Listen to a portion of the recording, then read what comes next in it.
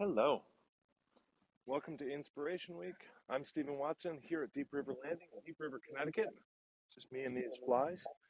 So today's Tàijíquán Tip is to consider the gestures, the movements, the mudras, the sounds that most inspire you or have inspired you in your martial career. And invite them into the form more frequently, invite them into your drills or your practice, or return to the forms that already contain them with some more regularity, because these particular shapes have shown you to have the ability to inspire you, and to continue to stoke that fire of inspiration is an exceedingly helpful thing to be able to do.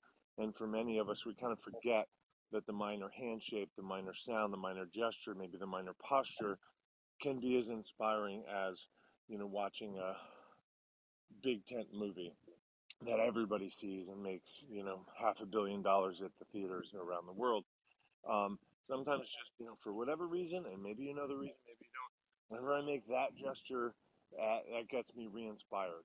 It might not be super functional, might not be very useful in many, many places, but maybe just put it put it back put it back into your practice here and there where you can, and see if that opens you up to some renewed inspiration. So thank you very much. Appreciate you. And come stop and see your teacher sometime, wherever they may be. Thanks for showing your support for today's Tàijíquán tip. Tips really go a long way. And if you can't afford to help financially, comment, subscribe, share, and like, and all that stuff. To be in touch with me, go to my Linktree, Someday Farm. Thank you.